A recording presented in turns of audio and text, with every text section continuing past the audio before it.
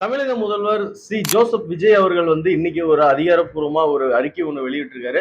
அது என்னன்னு சொல்லி பாத்தீங்கன்னா, சிறு குறு பெரு விவசாயிகளுக்கான பயிர்க்கடன் தள்ளுபடி யார் யாருக்கு எவ்வளவு ரூபாயில இருந்து எவ்வளவு தள்ளுபடின்னு இந்த வீடியோல பார்ப்போம்.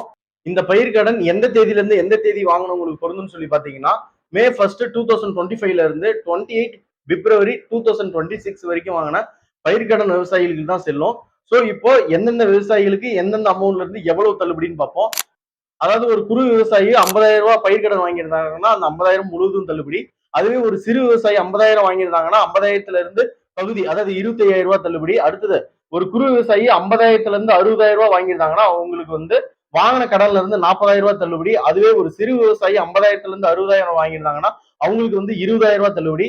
அடுத்தது பாத்தீங்கன்னா 60,000ல இருந்து 70,000 ரூபாய் வரைக்கும் ஒரு குறு விவசாயி வாங்கியிருந்தாங்கன்னா அவங்க வாங்கின பயிர்க்கடன்ல 30,000 ரூபாய் தள்ளுபடி. அதுவே ஒரு சிறு விவசாயி 60,000ல இருந்து 70,000 ரூபாய் பயிர்க்கடன் வாங்கியிருந்தாங்கன்னா அவங்களுக்கு 15,000 ரூபாய் தள்ளுபடி. அடுத்தது பாத்தீங்கன்னா 80,000ல இருந்து 1 லட்சம் வரைக்கும் ஒரு குறு விவசாயி வாங்கியிருந்தாங்கன்னா அவங்களுக்கு வாங்கிய பயிர்க்கடன்ல இருந்து 10,000 ரூபாய் தள்ளுபடி.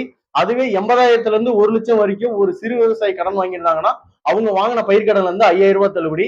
அதுக்கப்புறம் பாத்தீங்கன்னா சிறு விவசாயம் இருந்தாலும் சரி, ஒரு குறு விவசாயம் இருந்தாலும் சரி, ஒரு லட்சத்துக்கு மேல அவங்க பயிர்க்கடன் வாங்கியிருந்தாங்கன்னா அவங்களுக்கு 5,000 ரூபாய் வரைக்கும் தள்ளுபடின்னு தமிழக முதல்வர் அவர்கள் பயிர்க்கடன் தள்ளுபடி விவரத்தை அறிவிச்சிருக்காரு.